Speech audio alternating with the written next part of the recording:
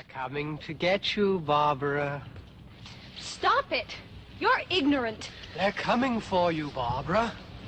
Stop it! You're acting like a child. They're coming for you. All right, welcome to Have a Drink with Me. I'm here with Tom Flynn. Hello, Dylan. Hey, Tom. And good friend Adam. Hi. Hi, Forgot your Adam. last name for no reason. Can we redo that? No, leave it in. Leave it in. It's natural. Adam Murray. I was There you like, shit, go. I know his Dylan's last gonna name. look terrible. That's fine. We're going to edit it to it just being like, Murray. But yeah, my good friend. Hurry. Adam Murray. That was great. Not embarrassed at all. So, Adam Murray. Yes. Tell us a little bit about yourself. I'm First Adam. off, where are you from? I'm from New Jersey originally. Really? Yeah. Whereabouts? Tom's River. Do you know Chatham or Berkeley Heights? I thought you were going to ask if you knew a person. No. Hey, do you know Chatham? Do you know Chad? You know Chatham? His parents are the richest people because his name is Chatham. They have that White House. Those names sound familiar, but it's probably just because they're like white people town names. Oh, okay. Now I'm from the best way I describe where I'm from the town where Jersey Shore, the TV show, was filmed. Oh, very cool. So I'm from there, and I live out in LA now, and I'm a writer, director. I'm just looking at Sammy for confirmation to nod that I'm saying like things that she would like agree with me. Writer, director, Yes, animator. you have been from Engineer Los Sammy. Angeles. She agrees. Yeah. Filmmaker. Yeah, there we go. That covers it. Yeah. And that's what brought you out here? Yeah. I came out here originally to do animation, and I did that, and then I got real burnt out on it. And in between that, I was doing a lot of live action filmmaking, and I was like, this is way more enjoyable than sitting down for 10 hours a day and drawing over and over again, which I have tons of friends who are animators. I'm not harshing animation at all, but it burnt me out super fast. Yeah. And now I make, I work for a company who I'm not going to say their name, but I make YouTube videos for them. That's my day job. And I'm currently working on a short film called Joe and the Pirates that we'll talk about later. Yeah, we'll bring that up. We'll bring that up in a little bit. I'm excited to talk about that. I've actually already donated to it. Yep. But Very cool. this episode is going to be horror movie themed. Yes. We're recording this in a haunted house right now. Yes. Yeah, in North Hollywood. There's a colonial woman also on the mic. If you guys hear her, The walls are bleeding. yeah, good luck. You hear her looking for her daughter. Where's my daughter? Where's my daughter? Oh, where's my daughter? Where's my daughter? Where's my fucking daughter? Guy Ritchie. Yeah, Guy Ritchie came by and just shouted at everyone. Girl Richie. Girl Ritchie. Since it's a colonial woman. So I asked Adam to provide a drink for us for this episode because that is the theme. Yeah, what am I drinking? I literally Googled spooky Halloween cocktails is what I Google searched. We're drinking an empty glass that has a sheet with eyes cut out of it. Oh, okay. I wonder actually when you type in spooky into Google, what autofills? What's there? Anything Ooh. interesting? No, probably not. Someone do it at home right now. Yeah. While you're listening to this. And Spooky, scary. I was tweet us. You told me to look up drinks. I was just like, and I stopped drinking hard alcohol because I can't handle it anymore. I'm Welcome back. I'm 27. I'm aging like a Great Dane. Like it's the worst. Like I can't handle Samesies. hard alcohol anymore. But I was like, oh, a cocktail. Our producer just looked it up. Spooky world. Spooky world. Black, who might be a rapper. And then spooky, scary skeleton. That's exactly what I It's imagined. like the werewolf bar mitzvah. Surprisingly, not as offensive as I thought it was going to be from Google. Like, I'm surprised it's not like spooky places where Jewish people live. What? Why is that a thing? Spooky Google. ghetto. What are you thinking? Sorry, that went up. Yeah, let's get away that from this derailed. topic. Yeah. Speaking of changing the subject, So Spooky Chinese laundromats. Google. Come on. we discussed talking about our 3 favorite horror movies, 3 respective favorite horror movies. There you go, yeah. I mean, there's a lot of really great movies out there, but we each decided to bring one to the table. My favorite is the original Night of the Living Dead. So we will be discussing that first. George Romero classic. Mm-hmm. From So good. When was it made? 1968. Yep. Yeah. Okay. So good. I originally completely resonate with John, the main, like the brother. Yeah. Because as soon as the movie starts, he's complaining about how he had to drive 3 hours to leave roses at a grave for a dead he's family member. It's kind of like saying, please hate this guy. Yeah. He's such a dick. Praying's for church. But I'm kind of the same way. Like, yeah. Like, I love my mother. But that's we don't have to 6 drive for 5 hours. hours. Yeah. So I immediately was 5 like, minutes, Also, Johnny. why did they bury her so far away? I think it had Like, was something there to no do. cemetery in their I think that hometown? was their original hometown or something okay. like that.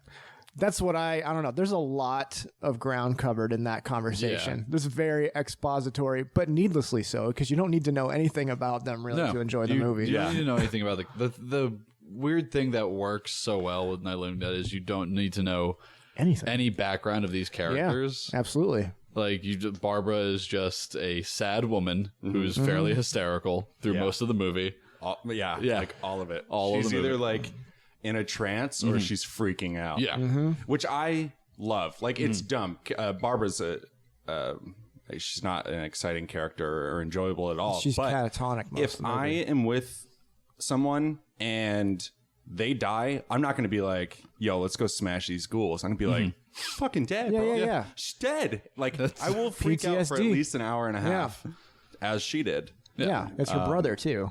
Yeah. I mean, just the fact that it's this weird, like, well, first off, I have to say that first zombie, like the first, it's probably like the first, like, as far as we know, zombies, that's like the first depiction of a zombie in a movie, I think. Well, I mean, in terms of like the way that we the zombies see, now, yeah. the way that we see them now, 'Cause there the is- lumbering there's, like, dead voodoo. guys. There's White Voodoo Zombie, zombies. the White Bela Zombie, Lugosi movie, yeah. and I mean, like, Frankenstein is essentially a More or zombie less, movie, yeah. but like, but yeah, that performance was awesome. Yeah. that guy, I forget the actor's name, but yeah, he has plenty of action figures made of him. yeah, Action but I figures think and I honestly think statues. that's all that he ever did is just that think so, one yeah. performance, and that's it.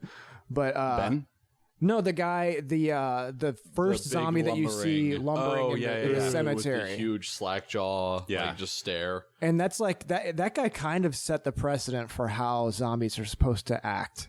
Yeah, I think. I liked it because he was dumb and shuffled, but he like tried breaking into the car. They're dead. They're all messed up. That's what he says. Thanks. That guy, Yeah, reporter guy. I like John's death. Where the zombie just like runs up and like slaps his glasses off the light, and then he just gently falls into the tombstone. Yeah, Doesn't he smash his head on a gravestone? Gently. He like wrestles him a little bit, and then it's like He knocks his textbooks out of his I know it's a hands, very then he shoves them in a peaceful. locker. It's a very Locker. peaceful death. Like his face, Johnny's face when he dies is like very almost cherubic. yeah, He's like because his glasses come little off. fat of his angel Very baby, serene. baby face. He's like, Yeah. With He his doesn't get eaten. big smile. big flaccid gold hair. I thought you were Yeah. gonna say flaccid dick. Giant Just flaccid, big old flaccid with dick. a dick flaccid hanging out of his penis. body. Very like peaceful. like a piece of shit. You got to go out rock hard. Not only was it good at kind of introducing the zombies that we watch now, but it was it's like the originator of all the horror movie cliches. Like she starts running, she trips, falls out of her heels. Oh, yeah. Then she gets in the car. There's no key in the car, and then runs into someone's house without knocking or checking to see if like anybody's home. She just runs in, locks the door, and then just like In a rural sits. part of the country, which given that at that time, not that big of like a deal breaker, but like if you were into a rural farm area now, Yeah.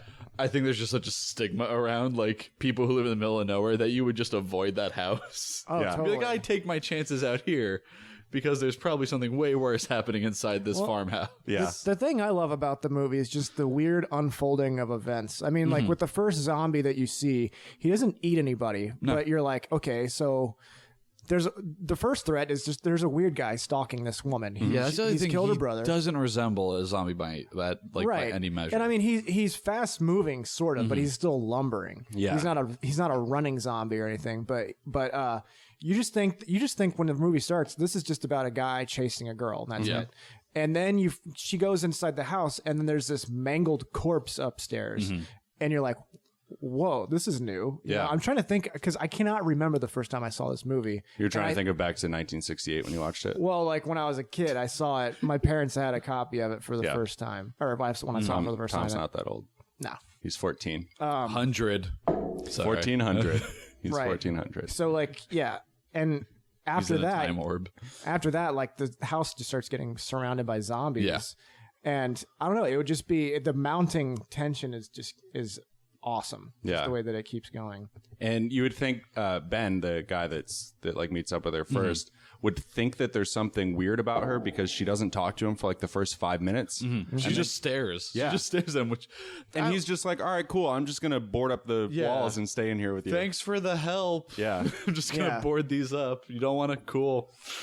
I love the first like sort of zombie combat. Yeah. The zombat scene.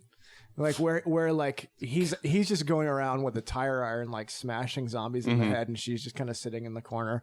That part is awesome because like you're like, because as the viewer you're just watching, you're like, okay, he just has to kill like 3 dudes. But then every time you see outside, more and more of them keep like coming out from the woods. Yeah. Ugh. And the black and white photography is so good. Yeah, I More really shadows. like that part of it. But I think it's great. Like, it's very realistic. If zombies were to happen, not everyone's going to fight. Right.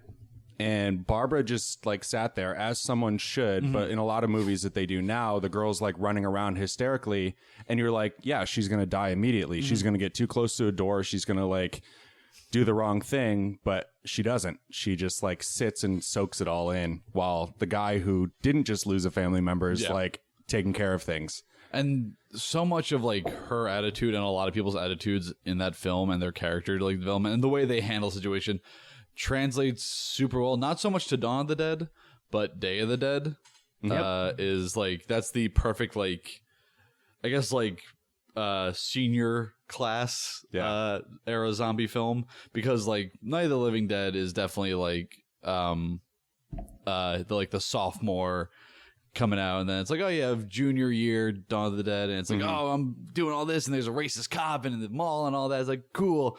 But then Day of the Dead, for how over the top it is, handles human emotion and reaction to the situation they're in, especially since they're been living like a year underground, and everything just starts going to shit. Like that handles, like it's a beautiful like transition of like how characters actually handle the situation that they're in, like of like that, because you have people like you have Rhodes, who goes crazy, who's the colonel in Day of the Dead, and he's like, Joke on him. oh god, there's a great behind the scenes story. You know what happened with that? Oh yeah. Do you know what happened with that? Tom Savini. Tom, Go ahead, yeah. the scene, what they used to use in special effects, they don't do it anymore. They actually used to use pig intestines for human like intestines, innards and for stuff, innards and yeah. everything. So they had a break, and they were shooting in Florida. They were shooting in salt mines in Florida for Day of the Dead. And over the weekend or over the week, someone turned off the power to the refrigerator where they were keeping all of the that's pig what I was- intestines. Yeah. And so when they came in, they were just all rotten as pig intestines But can they're get. like, we don't have any more, so Yeah, we- stuff them in the dummy. Yeah, so stuff him in the dummy. So the reaction that Joe Pilato, who plays the Colonel, like the reaction he gives is real. It's him reacting to the smell of Yeah. rotten pig intestines Well, hitting him and- in the face. And I mean, you can even look at the faces on the zombies Yeah. too. They're all those actors are like, yeah, everyone's like, ew. And it's literally just like, oh no, like, Yeah, and this I is think- all bad. I think I like those kind of zombie movies more because of how practical the effects were. Like, you have to use rotting yes. meat. It's not going to be, CGI, just like a deliciously smelling digital. Yeah. Also, that time fix. CGI would have been like a stop motion, like robot jocks. That's like everything is kind of Just a stick jerky. figure, Like, oh no! Shot on 30 frames a second. You're like, why is this weird looking? I have one more thing I want to discuss about Night of the Living Dead before we segue into the next movie. Which is gonna be, oh god. And this is it's kind of my favorite part of the movie because it's so comical. But Barbara's freaking out while Ben is boarding up the house, and he turns around and just fucking clocks her in the face. Yeah. And then takes her jacket off and then lays her down. Yeah. Well, yeah, and George Romero has apparently expressed regret at including that, and even the actor Sammy's who played losing Ben, it right now. Yeah. like did not want to do that. Thought Yeah. that was going to be a horrible Yeah. show. but it was fucking hilarious because she's like, why aren't you listening to me? And then slaps him gently, and he just fucking cold cocks her right in the face. She like stands there for a second and is just like, and then just falls into his arms, puts her on the bed, and undoes her jacket. Stark contrast to how Barbara wound It's up so in the weird remake. how you just fell asleep after nothing happened That's to you, what happens, Barbara. right? You punch people and they just fall asleep. Yeah, this was all Sleeper a punch. dream. What happened to her? Nothing. She like just fell asleep and I put a jacket on her. Why is her face bruised? I have no idea. She showed up like that. Yeah. I don't know. She was talking about this John guy. He sounded terrible. I think he hit her. Before we move on to the next movie, if that's what we're about to do, what did you guys think about the ending of Night of the Living Dead? I think it's also given the time frame, I think it is a perfectly accurate ending. And I feel like the sad thing is it's still relevant. Oh yeah, Yeah, the entire movie, I was like, "This is great." They have an African American lead. I mean, he's the lead. Barbara's just a fucking pawn. in the 60s, yeah. In the 68. And I was like, "This is good because there's nothing about racism or anything through the entire movie. Even the guy downstairs, who's a piece of shit, doesn't complain about his skin color or anything. He's just complaining that there's people upstairs. But those undertones are there. Like it's like, why does he even? You know, why is he being so contrary to everything that Ben says when Ben clearly has the best ideas? Yeah. And this guy's like, well, I think we should do what I want to do instead. But like that happened through. But the way that I saw it was that it was just a guy trying to be tough for his wife and kid, and he didn't want to listen to anybody. And I felt like it was great. Like, okay, no racism in this movie when there should have been for the time. Yeah. And then the end is just like, oh, fuck. Yeah, shoot him in the head. Yeah, that really deeply disturbed me when I was a kid. Like the rest of the movie, it was fine, but like that ending really stuck with me. I had the same experience because I didn't see the movie when I was a kid. I didn't see Night of the Living Dead when I was a kid. I saw it when I was a teenager, probably like 18. And then the ending is what resonated with me the most. I'm like, oh, that's real fucked up. Yep. Well, just the fact that like they just treat him, the fact that not only did they kill him, but then we cut to stills of his of his body being round up and thrown into the garbage with the rest of the zombies and then lit on fire with those. They make such a big thing about those hooks. Yes, they like shove hooks into the bodies. Meat hooks, and it's just so brutal. I do need to make a quick note. They do also say what you will about Zack Snyder, but the Dawn of the Dead remake is a solid zombie movie. Yep, and a great remake. And most remakes are terrible, but they reference Night of the Living Dead several times on the news with Tom Savini playing the sheriff. Yep. But that's like, I don't know, that's just in the pantheon of the Romero universe. Dawn of the Dead remake does a great nod to Night of the Living Dead. Yeah. I thought the remake of Night of the Living Dead was good too, where Barbara was a total badass. 1990. If they would have shot I've never seen that one. If they would have shot that in black and white, that would have been so cool. Yeah, it would have been. But I thought that was a good I never remake as saw well. that, but I've seen Diary of the Dead, which is a shameful comment.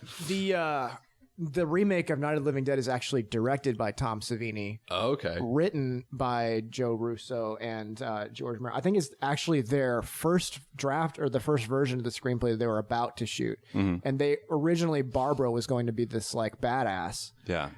But Judith, whatever her name is, the actress who played Barbara, her interpretation of it was such a they thought it was so good seeing her freaked out the entire time that they changed the script around her audition. Yeah, that's great. So.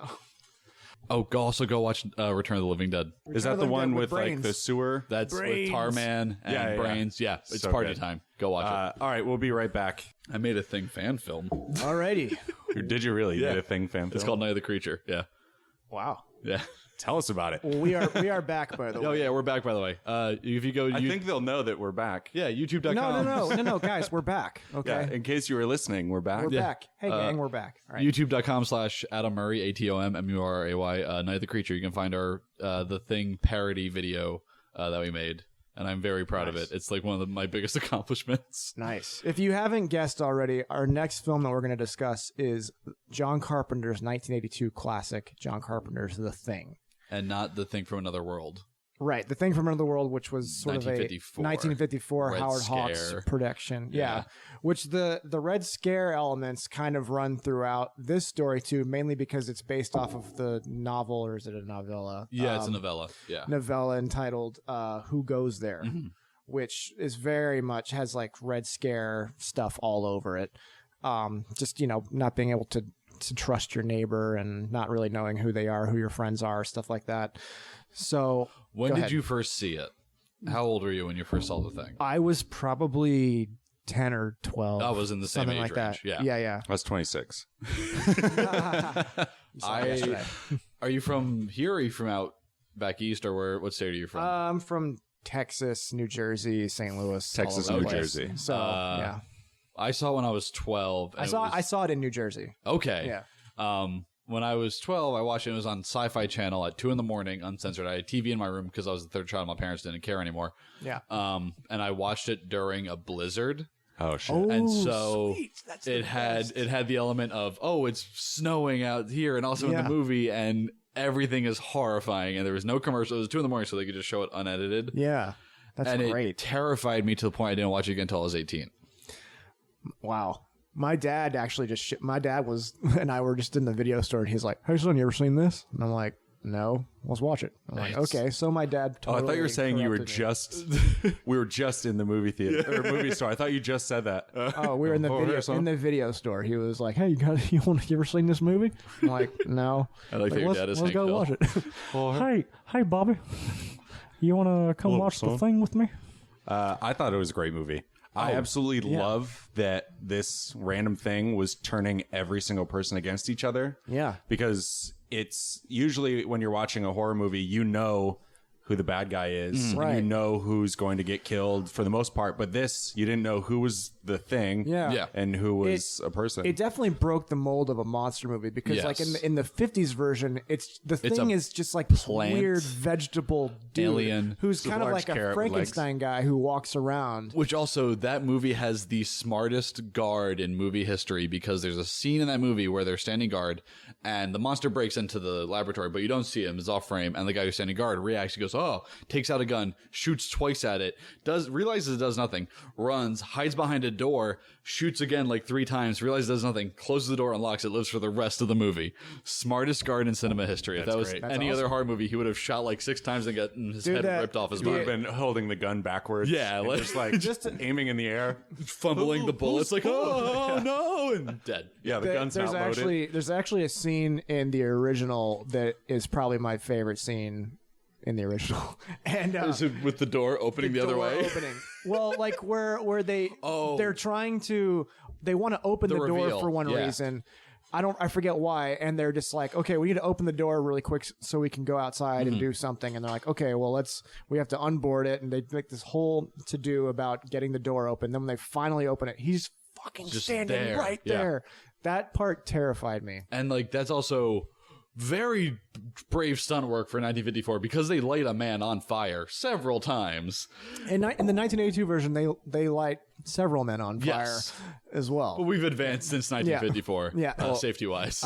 One of the things I wanted to comment on in this movie that I thought was fucking badass, but kind of, not the most practical thing. They had a flamethrower. Yeah. Yeah. Well, Why? they're based in McCready. Antarctica. I don't know. What did they need a flamethrower for? Just to I don't melt? know. How much Well, stuff freezes over in It's funny Antarctica? because it's just like the way they introduce it. I think there's the dog scene, and they're like, "Mac, get the flamethrower." Yeah. And like McCready just shows up with a flamethrower. Yeah, and it's just normal. Or Windows. And there's It's, multiple. There's multiple. Keith David, or is it Childs. David Keith? Childs, yeah. No, it's not Child's at the beginning. It's I forget who gets the flamethrower in the beginning, but it's Childs grabs it later when McCready is trying to walk back in. Yeah. There's a whole bunch of stuff we're gonna get into. Let's get into it. Oh god. Okay, so Tom start, and then I'll like fill in other holes. Yeah, I mean the thing that is most prominent in this movie that we should point out is just the amazing practical effects. Yes. It's pretty much just like this is Rob Bottin's best work. He did it when he was 22 years old, and this dude completely overcommitted himself. Oh, yeah. And I think he he was like hospitalized. Yeah, or he had something like 'cause kind of a he- breakdown. Yeah. because it was also they were filming it during a heat wave in Los Angeles. Yeah. So you But have they they had to wear these huge winter coats because it was supposed to be Antarctica. They would walk Right. out of the studio and they'd just be in like gigantic winter coats. It was a horrible heat wave in 1980s of Los Angeles. Yeah, but the inside of the sound stages, they had to cool it like Yeah. way down to like 40-degree below or something, so to you could make see their everything breath. realistic. Yeah. But Rob Bottin, if you don't know his work besides The Thing, check out The Howling. The Howling, Total Recall. Total Recall. The Howling he got Oh, because that makes sense. he also Like did this- Airplane. The effects from Total Recall remind me a lot of The Thing. Yeah. Sammy just looked at me. She's like, Airplane. The scene in Airplane where Leslie Nielsen's character is talking and his nose grows is the precursor to the scene in The Howling, which is one of the one of the 5 good werewolf movies that exist. But there's a transformation scene in The Howling where the character the snout grows. Which was echoed again in American Werewolf. Yes, which was Rick Baker, who was supposed to be on The Howling. Yep. But then John Landis was like, hey, that werewolf movie you agreed to do is happening now. And so Rick Baker passed Rob Bottin along to The Howling, which is directed by Joe Dante, who did Gremlins. Right. And that's how Rob Bottin like broke into the scene. Side note, good werewolf movies, late phases, The Howling, American Werewolf, Dog Soldiers, and Ginger Snaps. Yes. Go look all those up, especially Dog Soldiers. It's the only good sci-fi original channel movie. That sounds cute. Neil Marshall. Neil Marshall, the guy who directed the Battle at Castle Black. The Descent. The Descent. He did the Battle at Descent Castle. was good. He did a lot of good Game of Thrones episodes. All the big battle Game of Thrones episodes before the latest season. He did all of those. He's an amazing director. Go look up Dog Soldiers. So, The Thing. Yes. What was your favorite practical effects moment? For me, the cardiac arrest or Norris. Norris goes into cardiac arrest, and everybody's like, "Okay, crap, we have to do the clear things. defibrillators? Yeah. Defibrillators. The clear thing. The clear things. Water. Gosh. Clear And so- cell. Yeah. Air. So they get the defibrillator and it's clear, and then they press it up against his chest, and his chest immediately caves into this like To reveal teeth. it looks like an abyss. Yes. And it grows teeth and immediately chomps the dude's arms off. And the guy freaks out. And they replaced 'Cause his arms and are they off. they replaced that actor when his arms get bit off With an amputee. with a double amputee, and they put a mask of the character who was supposed to be on his face. Yeah. when Great. they did the wide shot of his arms Yep. being bit off. My favorite part of the practical effects thing is when his head comes off and slides down the back of so the table. His head comes off and like grows little like Spider legs. Spider legs and the eye stalks. Those sound effects are so great. That- They're like this- oh, the cracking bones like coming out of his. The cracking bones, the sound the chest makes when it opens is almost like a hollow, like eternal, Yeah, like a it's like a cave. cacophony of It's- like souls or something. And Benning, when they find Bennings as Bennings is like trying to transform into like the alien takes Bennings and trying to transform, the scream he does, that like hollow, like it's the sound design in the thing alone is an incredible feat. That was the it guy always- who ran outside. That's when we're and he outside. had They're the like, "It's hands. Bennings!" Yeah. And they go after Yeah. him, and then they find him, and his hands. It, are all... you know what that reminded me of? You ever see Invasion of the Body Snatchers? Yes, The Philip Donald Kaufman Sutherland. one? Yeah. At the Donald very Sutherland end. at the very end was like, it's great. But God, What was your favorite practical effect in it? I love the head breaking off is one of my favorites because it also has the most genuine reaction is when it starts crawling away Yeah. and they look at it and they go, "Are you fucking kidding me?" Yeah. And they Yeah. I mean, They you have to light it on you have to you have to stop and think like.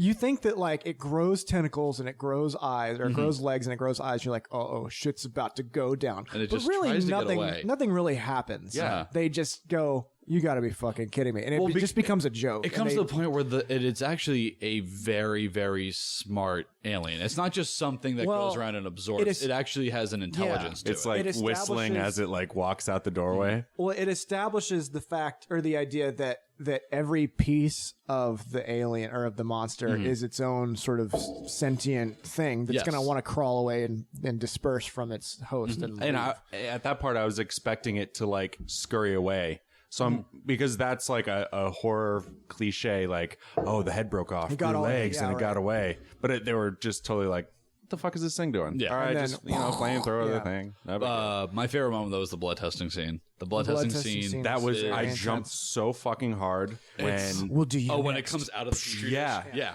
and it like screams. Yes. I was like, and it jumps and crawls on the floor. That is that is a perfect example of how to write and direct a horror scene with a proper scare, because you build tension. Yeah, there's a release. There's a tension. There's a release. Because the one thing that I could wax philosophical about, though, the worst horror movies started happening in the early 2000s, late 90s, and have gone up until like 2012, and a lot of them has to do with the jump scare films, where in The Thing, in that blood testing scene, they're building tension. Yeah. And then the payoff screws. Yeah, the payoff is so good. It's so good in that scene, and the practical effects in that are amazing. Like everything about that scene is like, I feel like that is what encompases that movie, is the blood testing and scene. Windows' death is probably one of my favorite too. My favorite death when The Thing. Well, who's the pothead guy? What's his name? Oh, God, he's the one is the simulated one. Knowles or something. Knowles, yes. He gets up and his head comes apart. Splits open. And No, Knowles was the other black guy. oh, you're right. Knowles is the chef. Knowles is the chef on Norwegian? rollerblades. No, that was the he's the Norwegian. balding one. Jesus. Well, he gets up and the thing bites Windows in the head and then lifts him up. So it's like this thing that's connected head to head with like whipping him around. just like whipping him around, like knocking out lights and knocking out like the pool hall light and all that stuff. It's so cool. Oh God! And then whenever they light Windows, because Windows falls down dead, and then they realize that he's like reanimating or something because the host is like slowly, assimilating him, and they light him on fire, and you see his little legs kicking. Like it's so. Oh God! It's funny. It was good. Yeah, like the movie is. they didn't hesitate too, which was a good thing. No. Everyone was immediately turned against each other, and they're Yes. like, "I will murder anyone who fucks with me." Like Clark, when Clark pulls out like a little scalpel, Yeah. and he's going after McCready, and he's like, starts to lunge towards him. McCready just shoots him in the head. Yeah. Yep. That clock was human. Yeah. Makes you a murderer, don't it? Yeah. Yeah. So good. Which also, oh God, and this movie is 30 plus years old now. Yeah. And it's still possibly in the top 5 best horror movies of all time. I would say it's a perfect movie. Also because there's so much stuff that you can read into about this movie that if you ever listen to the commentary, John Carpenter and Ken Russell, who's the guy who directed Altered States and The Devils, they talk about it, but there's so much stuff they leave out. I thought it was Kurt Russell. Oh, Kurt Russell. Sorry, God.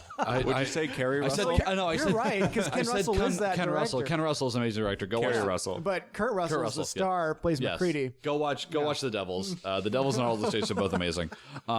But like the biggest thing, and they never mention in the commentary, is the factor of clothes in the movie. Okay. And this comes back to the alien being an intelligent species, because it starts off with the dog. When the dog shows up. Also, the dog actor in this movie is incredible. Another thing I wanted to mention. I want to talk is about the that dogs. The dog hits all of its fucking marks. It's amazing. And, It's it's one of the best actors in the movie. Yeah. I mean, not to say the acting is bad. The acting is Sammy's fantastic. laughing. So good. Go watch it. That husky is Yeah, a Aces. husky wolf hybrid. Super Since cool. we're talking about the dogs, I want to say something real quick, and then we can get back to your thing. I loved Clark because I associate myself with him the most, because while everything's going to shit and people are like starting to hate each other, he's like, I wonder what the dogs are up to. Yeah. Right. I should go check on the dogs. Like, people are dying. Yeah. And Well- all you're thinking about is, Well, dog's I thinking mean, about? the dog is they established that the dog is the thing, and Clark is the one who spent the most time with it. Yeah. So you're always And it all questioning, it makes sense. Clark is probably Also, if you speak Norwegian, the beginning of the surprise of the movie is ruined for you off the bat, because I've just imagined the Norwegian scientists just yelling, "It's an alien! Shoot it! Don't let it come to your place!" Yeah, on IMDb there's actually a translation, and it's something along the lines of like, "Get away! It's not a dog. It only looks like a dog. It's some sort of alien being. Yeah. Get away, you idiots!" or something. what if That's what he McCready says. spoke Norwegian? And then they were like, they shot the dog. Yeah. The end. Although that Norwegian was pretty stupid. Although I think they established in the prequel, in the 2011 prequel, that he was drunk. Yes. So that's why he throws the thing. Which the prequel has nice little grenade. callbacks, like the axe in the door. I liked the prequel. I mean, I love the prequel. I'm so sad of what happened yeah, to it in post. Me too. But like it becoming a dog is a perfect example of its intelligence.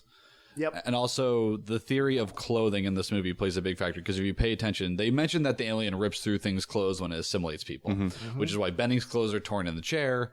Windows finds torn long johns, I believe. Or no, he finds And underwear. McCready, yeah. And McCready finds torn long johns. And then, like, through the movie, when Blair is testing, like, the blood, he's wearing a yellow button down. But when he starts destroying the communications, he's not. He's wearing just his long sleeve shirt with the I didn't suspenders. even notice that. Go back and watch it because then later in the movie, watched it yesterday. when he assimilates Carl, when he sticks his hand in Carl's face, he's still wearing the just long johns and the suspenders. He's not that's wearing the yellow great. shirt. Blair. Which Wilford Brimley. the shot of him in the shed with the noose hanging is a beautiful, amazing shot that like just sums up like everyone's feelings of that situation. It's so all right, dark, but man. it's such a great shot. I want to go back inside. Diabetes. I'm okay now. I was I'm okay. fine. I was hoping when he was looking at the original thing that they found after the dog had changed, and they're like, "Well, what is it?" And he was going to be like, "Diabetes." Diabetes. That said, that's the autopsy scene, which Yes. is, I think what you're referring to. Yeah, the original one. That features some of the most amazing, brilliant like sculpture work that I've ever seen. Like, and by it's this, beautiful. all done by this 22-year-old kid who had no idea he was overcommitting himself. And it's like, yeah, let's make the thing. When the alien is assimilating the dogs and that like flower The opens up, flower of tongues. it's And literally it's dog teeth Yeah. in a circle like a flower. Yeah, it's amazing. Like that's such attention to detail that is incredible. I have to bring up the fact that the scene that we mentioned with the cardiac arrest scene where the head breaks off and the goo comes out. Originally, that was filled with all sorts of like flammable and toxic chemicals. And so John Carpenter wanted to have like continuity, so he wanted to have fire in the scene because they had just blasted it with the blowtorch. And so the second that the blowtorch ignites, all those toxic chemicals go, and the entire dummy just blows up and destroys like months worth of work that Rob Bottin did. God. All right. But the one thing is, there's the big question is at the end, who is Child's? Is Child's the alien? And If you really want to know the answer to that, there's canonical there is, answers. but there are answers in the movie, kind of. And there's answers in the video game. We should discuss the ending a little bit more. So what happens is the entire station that they're in goes up. blows up. It's on fire. By the way, spoiler alert, if we haven't done this already. Yeah, fuck them. go. It's been out for 30 plus years. Go see the movie. I think it's only spoiler alert. Kevin if Spacey's Kaiser it's within Sose. like a year. I think that's the rule. Go ahead. But the last two characters remaining are Childs and McCready, who have not been with each other as like the final events are happening. Yes. So either of them technically could be the thing, but both don't know. And they're just like, you know what? Neither one of us is in any shape to do anything about it. So let's just hang out here and have a drink. Yeah. And Have a then drink they with me. Freeze to death. And there's the theory that Childs is the thing because Childs wears goggles every time he goes outside, where at the end he's not. But also Childs the way Childs handles McCready coming back, he's very team oriented. He consults with everyone. It's like, what should we do? What should we do? No, let him freeze out there. No one can make it back from this distance without like a tow line. Where when Childs sees whoever is leaving the facility, who he thinks is Blair, he went after it, which is not in his state of mind. He would not do that if it was actually Childs, Right. And it couldn't be Blair. So there's a theory that it's two different forms of the alien, where one is disguised as Childs to go freeze off in the distance. So when another team finds it, it's gonna take over. All hell breaks loose again. That makes sense. Yeah. Which it does in the video game. In the video There's game. a video game? Yeah. There's a video game For that what, came out in Nintendo? 2002 and for Xbox. Xbox. Oh, shit. And basically what happens is McCready was rescued. Childs was not. And the next thing you know, at the same site, at the same science, the same site at the science center. The science center. The in Liberty Antarctica. Science Center. Some new alien threat breaks out. So the video game's canon? That's John Carpenter has said it is. Yeah. Yeah. Oh, great. Yeah, I love the ending because it's like, they're either going to freeze to death. Yeah. Neither of them are the thing. One of them is the thing, or they're going to get rescued. There actually was they shot an ending where McCready gets rescued and they gave him the test and he's good. Oh, great. The blood test. Yeah. Oh, thank goodness. Yeah. Right? But they didn't use it. So there's one last note, and you guys are going to hate this because I'm going to make fun of the movie. Go ahead. Kurt Russell's hat It's great. Shut keeps your fucking getting mouth. bigger through the entire movie. Hey, sweet. He's got this massive sombrero. It's a cowboy prospector hat. Yeah, it's a prospect. It's a prospector hat. It's a fucking tent. It's great. McCready just doesn't give a shit, though. If Yeah. you read the script, all it says for McCready's description is he hates he has a hat, drinks a lot, hates the cold. And Has a big hat. also kills off the only female character in the movie, which is the computer. Yeah, he's a cheap bitch. He pours J&B scotch. There's no women in the movie. The only woman voice in the movie is a computer that plays chess at McCready. Played by Adrienne Barbeau, Yes. John Carpenter's wife at the time. Yep. Damn. Who was also in Escape from New York with Kurt Russell. And The Fog, yeah. And The Fog. Movies. Both John Carpenter movies. Yep. Great movie. Thing. Great Yeah. movie. Oh, The Thing I is a loved it. perfect movie. All right. Well, let's just fucking get right into the last movie. It Follows. Yeah. 2014. Yep. It follows. You both. This was one of Adam's picks. Yeah, I was torn between this and The Guest, but The Guest falls more into the lines of a drama thriller.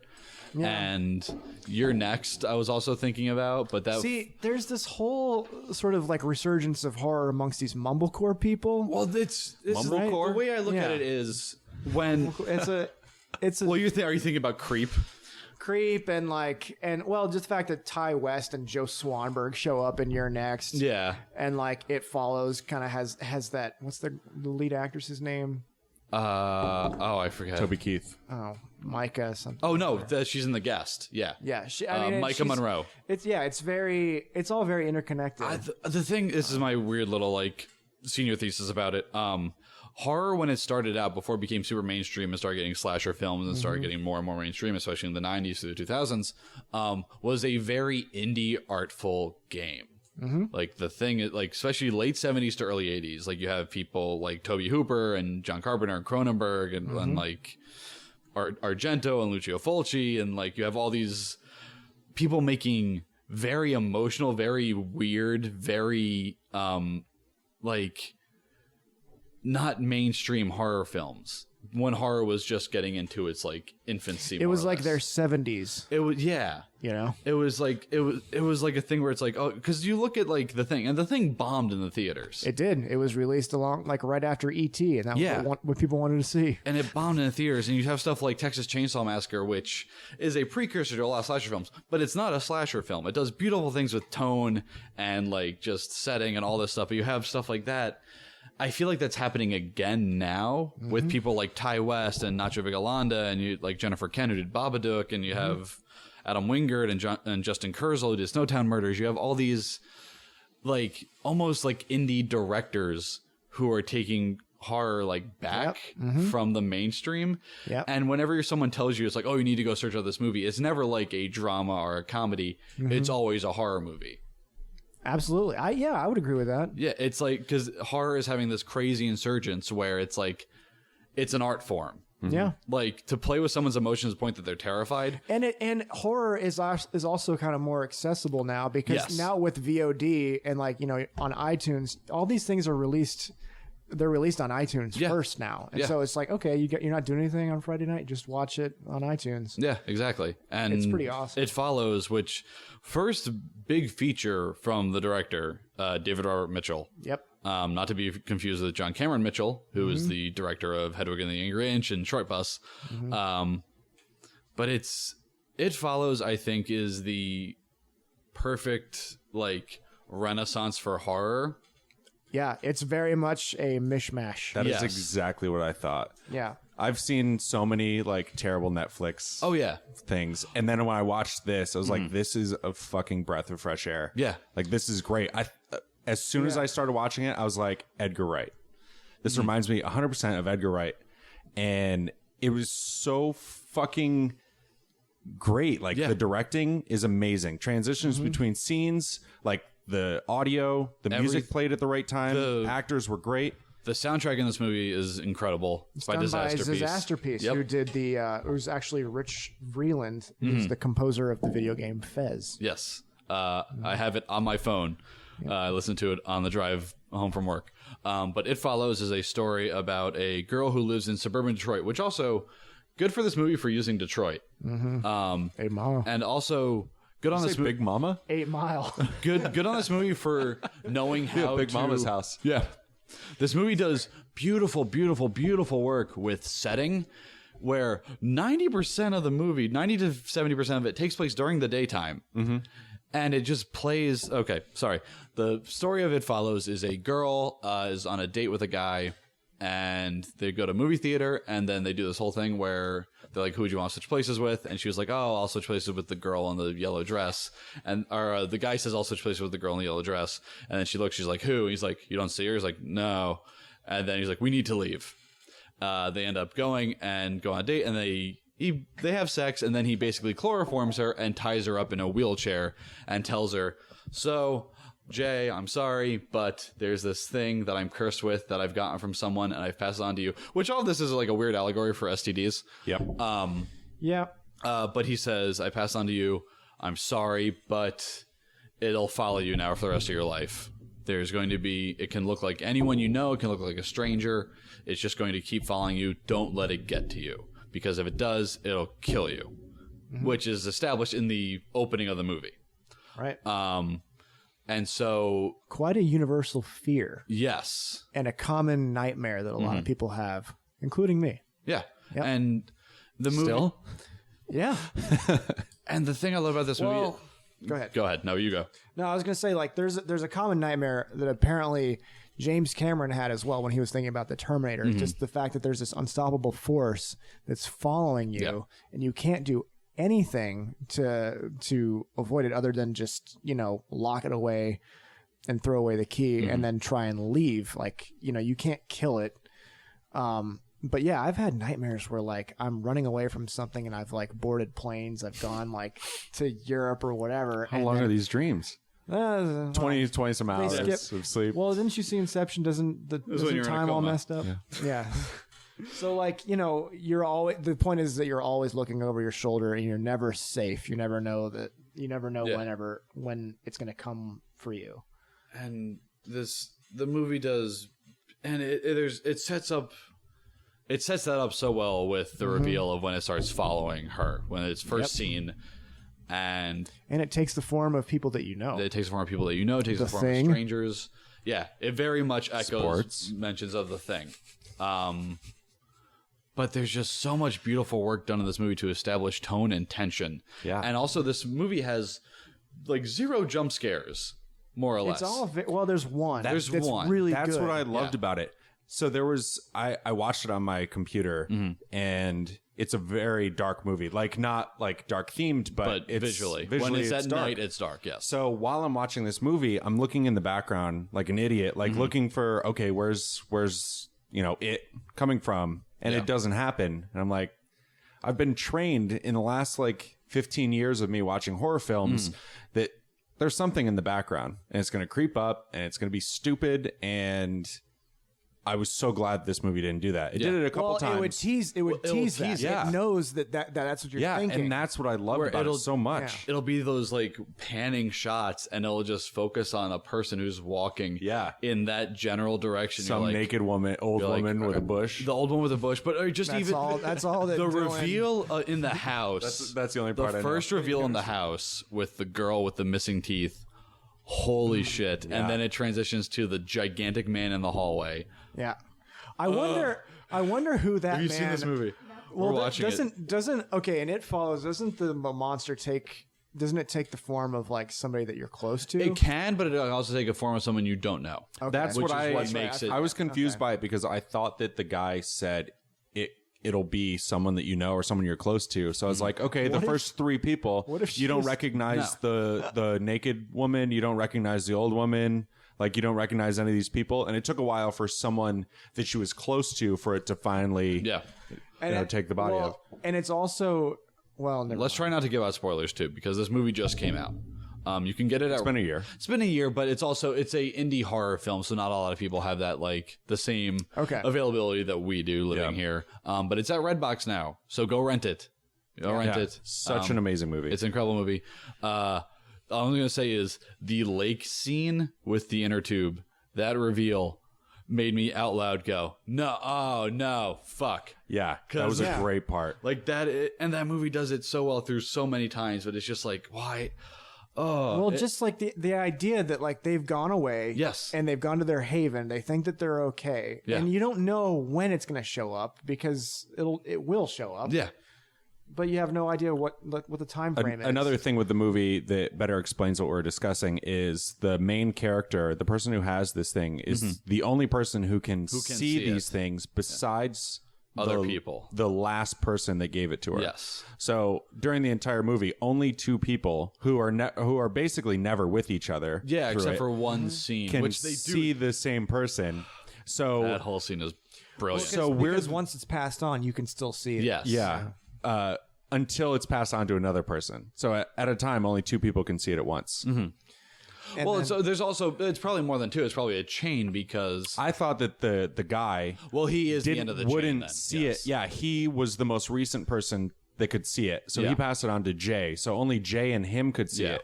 So she would have to pass it on to someone. That person and Jay would be the only two that see it. That's what I took from the movie. So in the entire movie, there's people walking around, and the audience and one character are the only people basically through the entire movie who can see these people. Yeah. And the other characters don't see them. So there's a part, I just got attacked by a bug. There's a part, the scene he's discussing is there's someone walking up behind them at the beach, but there's also someone floating in the water on a tube. There's a character who, you see a character in the background that resembles a character that has been established as a friend. My favorite actress, by the way. She's so laid back in this. Or of all time. Probably of all time. She was pretty great. But like they establish it's like, and you see you're like, oh, that could be her. Yep. And then the moment happens, you're like, fuck, it's not. Oh, Right. no. Yeah. That's great. And it's really good at putting you in the situation too. Oh yeah, because the person would you that was in the water and the person walking up behind them was the same person. more, they've similarly looked similar. They look very similar. It was not the same person though. Are you sure? Yes. Adam wins. Oh, I love this movie. I own it. I own the soundtrack. I own the soundtrack on vinyl. Yeah. So I feel like it's like Night of the Living Dead and The Thing. I think it owes a lot to those movies. Yes, it owes a lot to. It definitely owes a lot to The Thing, and it definitely owes a lot to the first Terminator film, which not really a horror movie, more of a sci-fi action movie. It's kind of based around a nightmare. It's kind of based around a nightmare. It also has a lot. It also feels. Oh crap! Wet. Feels wet. There's a movie Phenomenon by Dario Argento. With Jennifer Connelly. With Jennifer Connelly. Yeah. It feels a lot like it has a lot taken from that too. Go watch Phenomenon if you've never seen it. Or he did. Was John Travolta in that? No. What movie am I thinking of? You're thinking of the other Phenomenon. Where he's like. I was like, yeah, I've definitely seen a Phenomenon with John Travolta. And he spins sunglasses. It's also called Creepers, I think, in other countries, or Creeps or something like that. Creepers. Because Jennifer Connelly talks to bugs in the movie. Yeah. Donald Pleasance is in it. But Argento is also Donald Pleasance. Donald Pleasance has He's not human. he has the best ability to make anything sound creepy. Does anyone want tea? I'm gonna go make tea. Michael, do you want tea as well? I've made extra bacon. I don't want to throw it out, Michael. I don't want to watch this movie. He's not human. You've seen Halloween. Yeah. Yeah, Donald Pleasance. But Phenomena does a lot of the same stuff with Falling, because it's about a serial killer who's hunting young girls at a boarding school, because that's what Dario Argento is into. If you've ever seen Suspiria, he has a lot of films that revolve around boarding schools and girls getting injured. Yeah, John Travolta was great. Yeah. The way he made those keys fly across the table and all that corn grow. Incredible. I got this phenomenon. Christopher Walken or Sandy. Sandy, I got hit by lightning. I forget how Phenomenon starts. Right. Yeah, Like he sees I a don't flash of light in the sky or something. I think there was like cornfields. Yeah. He makes corn grow at the end because he's dead. And they like, I don't know, litter the landscape with his ashes. I don't know I what get they that. do. I get that movie mixed up with Michael, Michael, yeah, where he yeah. was an angel. Yeah, I'm an Greg Kinnear's a angel. Mike. Oh no, I'm thinking of Dear God. It's me, Yeah. John. Hey, look who's talking. Too. Michael. Look who's talking too. Hey, look who's talking as well. What's the third one called? Also, Look who's talking well? too, and then look who's talking also. I don't know. right. But yeah, it Anyway. follows. I have a great. I won't even talk about it. It's yeah. about Hitler, but I have a great movie that I wanted to pitch to you guys. Look Who's Hitler 2, where it's two twins. Is it just the sequel to Boys from Brazil? It's Hitler. Somebody tries to get Hitler back to life, and he ends up becoming twins instead of one, and the two Hitlers can talk to each other. It's dumb. So It Follows. Yeah, it's follows. a movie. Go seek out It Follows for modern horror films. If you want solid horror films, It Follows definitely up there. House of the Devil by Ty West. Absolutely. Is a great take on slow burn. slow burn horror. Beautiful slow burn horror. Innkeepers is also okay. It's the same kind of thing. Same kind of thing. Deals with ghosts more than Satanism. You can stay away from the sacrament, in my opinion. Just watch a documentary on Jonestown Massacre. Yep. But also the Babadook. Babadook is that was also a movie I fantastic. almost talked about because that movie is absolutely horrifying. It's really it owes a lot to the Evil Dead. I feel like it's very much The Shining. I feel like I feel like the Babadook is very much reminiscent of The Shining. It's written and directed by Jennifer Kent. The Guest by Adam Wingard, and You're Next by Adam Wingard, and Snowtown Murders by Justin Kurzel, who's the guy who's doing the new Macbeth movie. Justin Kurzel's directing Macbeth, Michael Fassbender, Marion Cotillard. But go look up all those people. They're all incredible, like indie horror film directors. So, okay, finally, to put a Yes. nail in this coffin, what would you do if you were in the It Follows scenario as our guest? I have. All right, Adam goes first, but I have a great response to this. If I was in that situation, I've been in a long-term relationship with a woman I love for the past 5 years. So, but if I was in that universe of Yeah.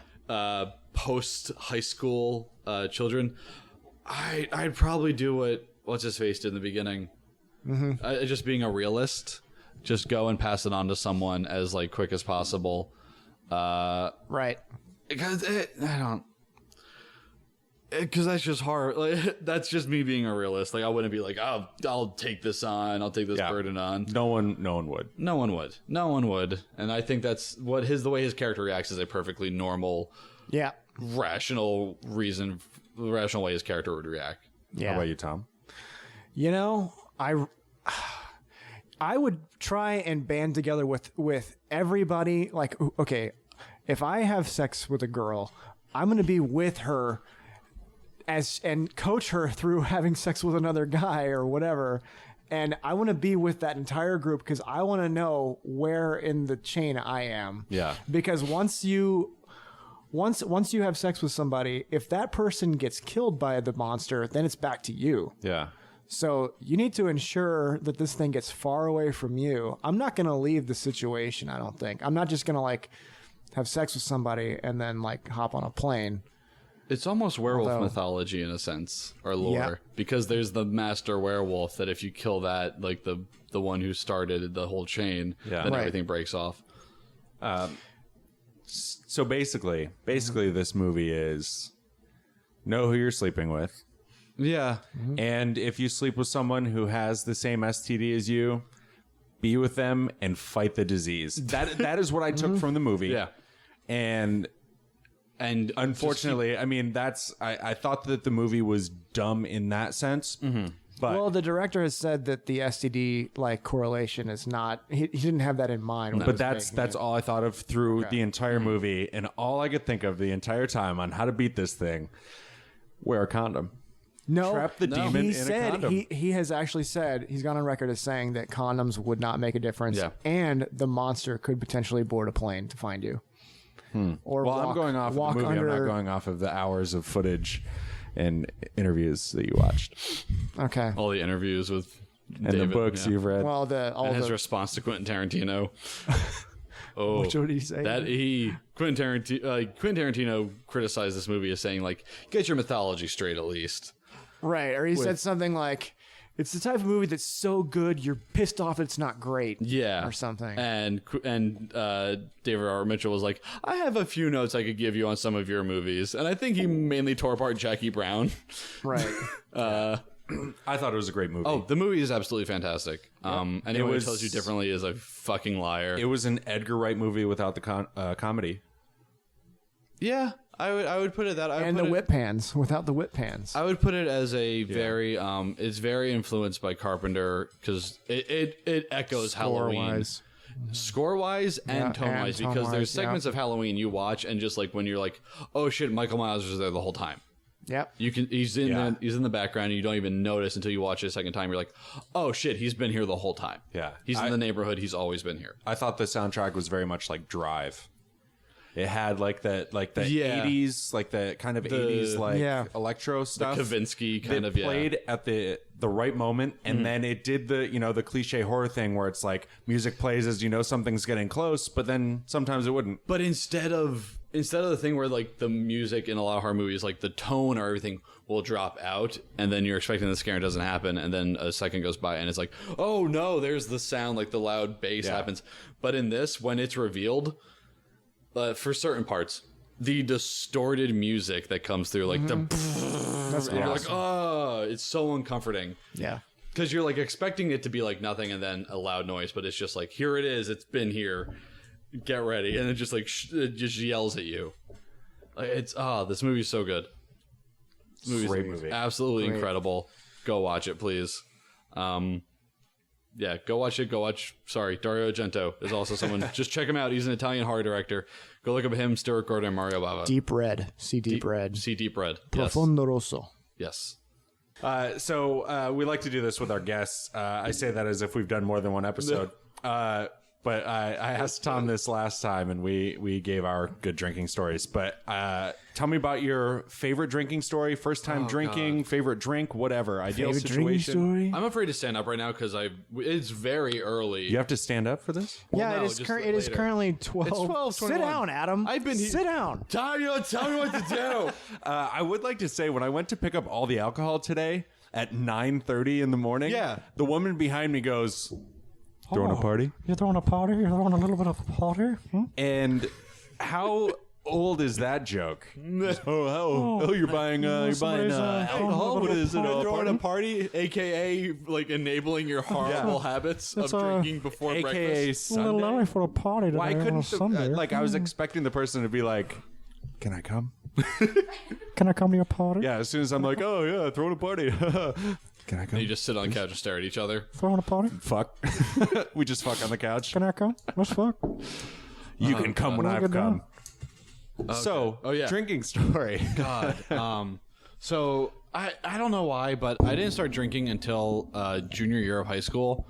I think I had a lot of like fear put in my head from my parents. But my parents are very supportive people. They're not like monsters. They're lovely people. What did they do to you? What? What did they do? Well, here's the thing. I found out my dad always put in my head, he's like, don't smoke weed. You'll end up in jail. And there was a kid in my neighborhood who I used to be friends with who became like the neighborhood like analogy for like, look what drugs do, because he got into drugs. Look at Timmy. He became like a bad teenager and got into metal and like grew his hair long. Timmy's broke. He's into metal. And I was like, oh, my dad was right. But then like later I came to visit California. I found out that him and my mom both smoked weed very occasionally through the 70s and the 80s. Found that out. But so I always like had a thing where it's like my dad was like, don't drink at parties. And then I went to a party my junior year of high school and I started drinking. And then I was like, I just want to go home. I don't want to like sleep here. Yeah. And they're like, did you have like that thing where the first time you get drunk where you just like want to look everywhere? You're just it wasn't the first time I got drunk. It was the first time I ever drank at a friend's party, like outside of like a family party. But you got drunk. I got drunk and it got to a point where I was like, and I told my dad, I promised my dad that I wouldn't drink. And then they're like, just call your dad to pick you up. And I started crying because I was like, no, I lied to my dad. I can't call him. He's going to be so mad at me. Like, I started crying. And everyone at the party was like, and it was just like dudes hanging out. It was like all my friends in high school. They're like, just bringing. You the just fucking had one mood down, Keystone. dude. Yeah, like oh no, Keystone Light. Our high school. Oh my god. Kept Keystone Light afloat through most of 2006, 2007. That was my hometown. Everyone was like, "Oh, you want a Keystone Natty Keystone Daddy?" Natty Light. Keystone Light. God bless that company. But the drinking story I had after that happened, I was like, "Oh, alcohol's a thing," and then I developed like kind of a small drinking problem before I was 21. Haven't we all? And then when I turned 21, I was like, "I'm gonna pump the brakes because this can happen legally now." Yeah. But the best example is, I was at a friend's beach house, and we were having a just crazy night. And for some reason, I decided to just bring a handle of Sailor Jerry rum with me. Because, nice. Cool kid, I'm drinking the Sailor Jerry rum. Look Only at done me. once. I wish I had these tattoos. I'm awful. And it was half filled, so I filled the other half of it with Coke. Not cocaine, sorry. Yeah. It was light brown sludge. It was Pepsi, Blue Can Forever. I'm with you on that. So we were playing drinking games. I started playing Flip Cup with rum and Cokes. Whoa. Horrible idea. You realize that you don't do that. Oh no, I know now. Okay. And I feel really bad because during it, I apparently I blacked out like halfway through, and I apparently yelled at my friend Steve, who when I apologized to his face after this happened. He's super into video games, and he worked at a bank at the time, and I yelled at him, "All you do is bank and game," and I shoved him. And we got into a fight, and then I went downstairs, started throwing up in the toilet, and my friend Bruno tried to help me. He's like, "Dude, you're okay, you're okay." I was like, "Bruno, you don't get it. You need to run. You need to go." Like Bruce Willis in 12 Monkeys, like, "I'm not supposed to be here. I'm in the wrong time." And I took a shower with my clothes on, and then I laid on the table, but I had a night terror that I was freezing to death in the snow because I was wet and the air conditioning was on. And the thing was there. And everyone was upstairs, and everyone hears upstairs just me going, "I'm gonna die here. You just brought I'm up so cold. all three I'm of our gonna movies die." You did in your one Yeah, story. I'm gonna die here. They're coming to get And you, my Barbara. friend Gerard was like, "We should go check on him," and they were like, "Nice, fine." But I'm just literally shivering, like, "Oh, it's so cold." Oh, and I remember like specifically Nitros, I'm like just walking through snow, like, oh, wearing the Captain America like vintage T-shirt I had on at the Of course, time. what else board would you have on? shorts. I'm just like, "Oh, it's so cold here. Oh, why am I wet?" And then the next morning, I woke. The worst is when you don't remember what happened last night, and you wake up, you're like, "Oh, I feel fine. I don't feel like I have to throw up." Yeah. That means you ruined someone's house. That means you And then you ruined- have 5 missed calls from Brenda. you have It's like, 5 missed "Fucking calls. idiot." You have like 5 missed calls. Well, here's the best example is I woke up and the guy whose house it was, he was like, "Hey, thanks for coming by." And I was like, "That's not friendly." And then I got There's a nice way to say that. and then I got in Bruno's car. He goes, "Do you remember what you did?" And I was like, "Nope." He goes, "Oh boy, let me tell you." And there's photos of it, and it is embarrassing. We'll be posting a photo of that on the website. I don't know if they're still around. I gotta search Facebook. It's I was weird. probably 19 or 20 at the time. It's weird, I've throughout my history of drinking, I've seen best friends just like go to blows over the stupidest shit. Just like people who have history, like best friends who like all of a sudden, I don't know, have a weird argument about a game that they're playing or something like that, and then they're ready to fucking kill each other. Why I got so mad at Steve. Yeah. I think it was like we were just like because we were on opposite teams in Flip Cup, and I just come from a very competitive family. Yeah. And I just all you do is bank and You're game. real Yeah. That was my insult to him. Wow, that cuts deep. Yeah, that really got him. I'm sure his reaction was like, "The fuck did you just say?" We're gonna have Steve on the next episode. We can fly him in. He lives. We're in gonna hash this out. Have you guys spoken He since? works for yeah. Oh, Okay, he's a good great. friend. He works for Oh, the government now. Damn it. He works for the government. He cannot join us. He works for the government. He Can't has a speak of briefcase anything. with a code on it. So he's not. And inside is he his still? lunch. Is he still banking and gaming though? No, he's really into EDM. He's a great dude. He's a solid dude, though. Don't let that be like. Wow. He was a DJ for a short time. Then he started working for the government, and he works in a building that doesn't have. Now he DJs for the government. He doesn't have radio signals. He works in a building where you can't send or receive phone calls or text messages. How you guys doing? And everyone's just quiet. Cool. Here's a new song by Calvin Harris. Langley, let me hear you. Washington, Quantico. Throw your hands up. Quantico. Yeah. Washington D.C. What's up? Nothing. More like Guantanamo They answer Bay. him. Speaking That of was a solid joke. Fuck you, Sammy. of music, I would like to discuss the awful jingle that I purchased.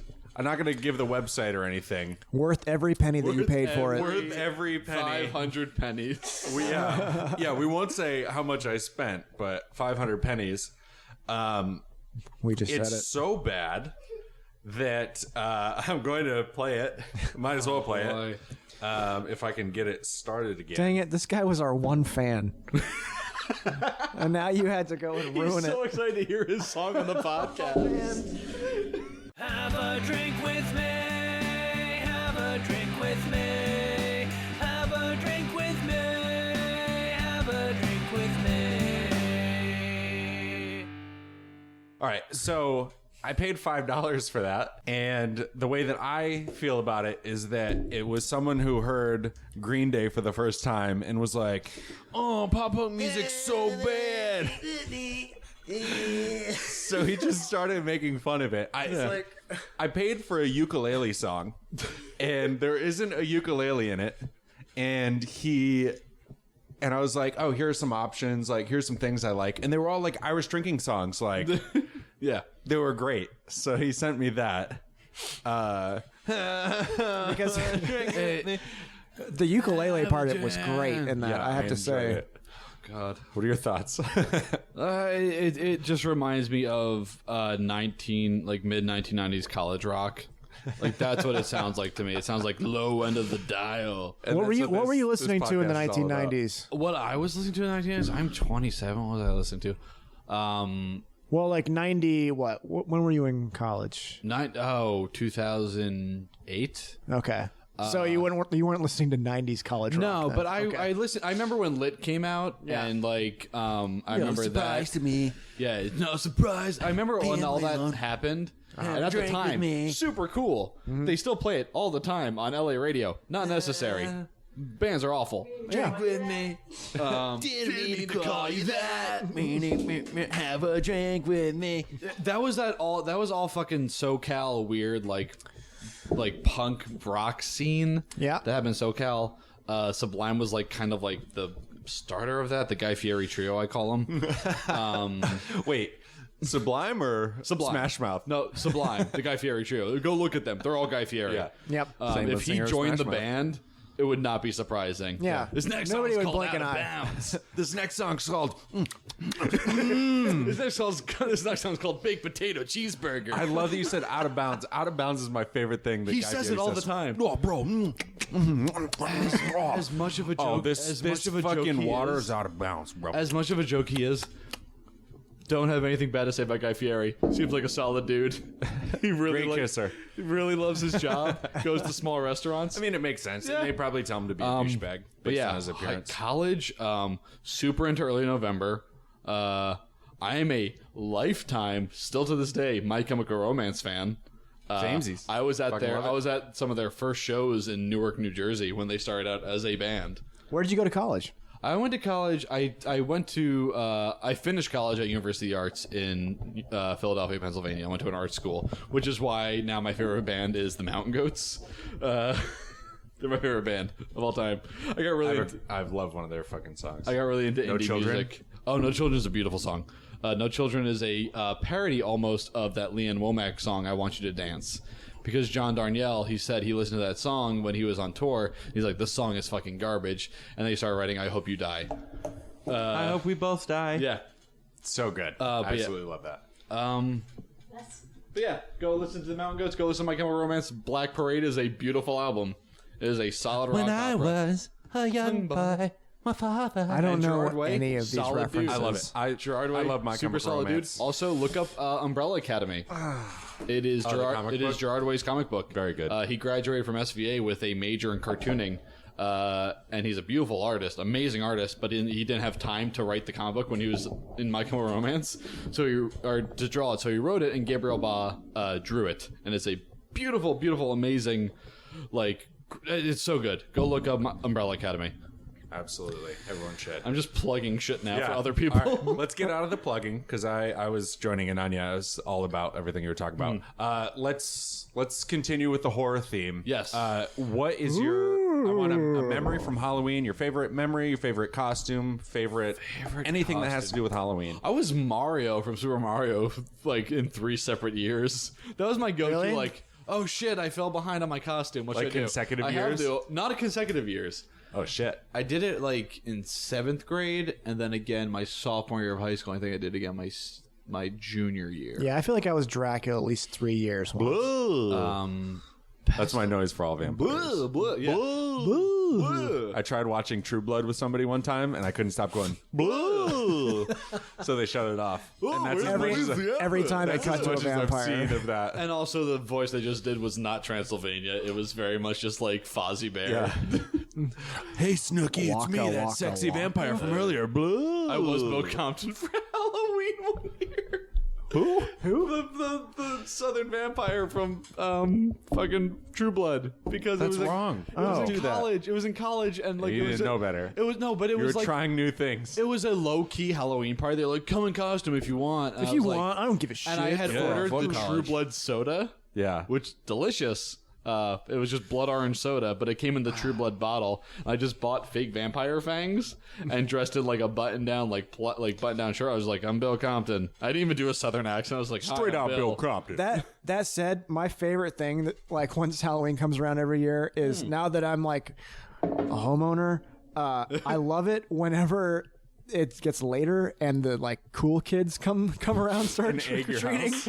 No, they fucking trick or treat, and they're trying to act like they don't give a shit. Yeah. They're like trick or treat or something. I don't know, like Get out of here. as long as it's not mounds.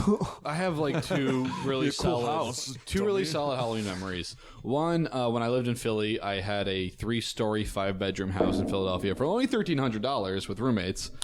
So we paid $350 each, which out here that's unheard of. But Compton. That's awesome.